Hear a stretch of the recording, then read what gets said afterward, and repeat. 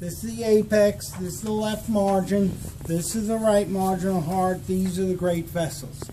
This is the pulmonary trunk that would then divide into the right pulmonary artery and the left pulmonary artery and the right pulmonary artery. Okay, this is the aorta. The first part of the aorta going up is the ascending, then we have the arch, and then the descending goes down the back. Okay, coming out of the arch we have 3 arteries. When we get to that dissection in our cats, and as well if we were doing pigs, they only have 2 arteries. We have 3. The first one is the Brachiocephalic, which comes out of the heart, goes here, and then divides into the right subclavian, which is heading to my arm, and the other branch is the right common carotid that goes up the right side of my neck. The second one is the left common carotid.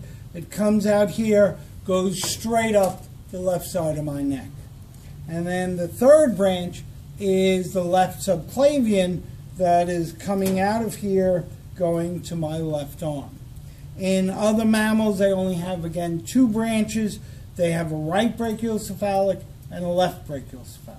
Okay, they don't have the 3.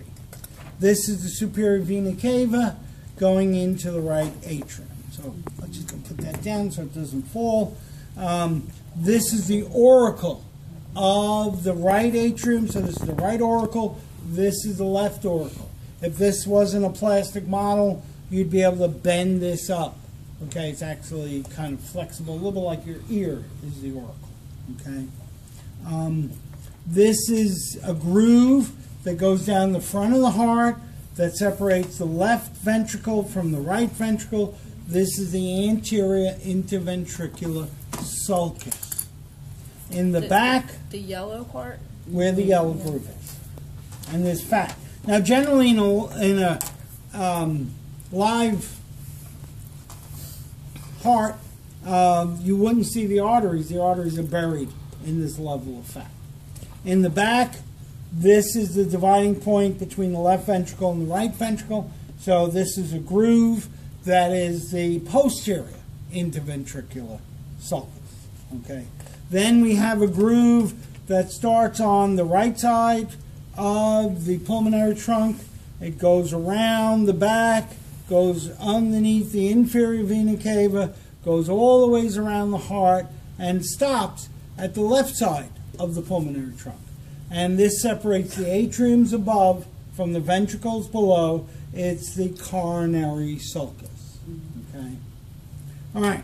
So now on the surface of the heart, we have this artery coming out the right side of the coronary sulcus.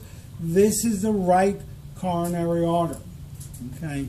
When we get to the turning point between the front of the heart and the back of the heart, we give off one branch here, which is the marginal artery or the marginal branch, okay, of the right coronary artery.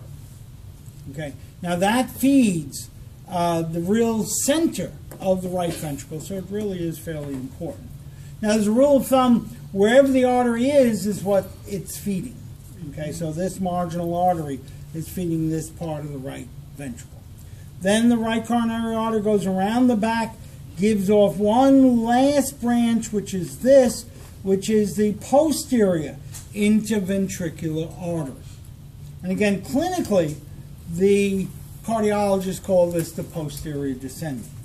The right coronary artery goes on and will join the left coronary artery coming from the other side. The left coronary artery really is very short. It ends about here. It's only about 1/4 of an inch long. It ends in 2 branches, one going down the front of the heart between the left and right ventricles. This is the anterior interventricular. So the anterior interventricular is from the left coronary artery. The posterior interventricular is from the right.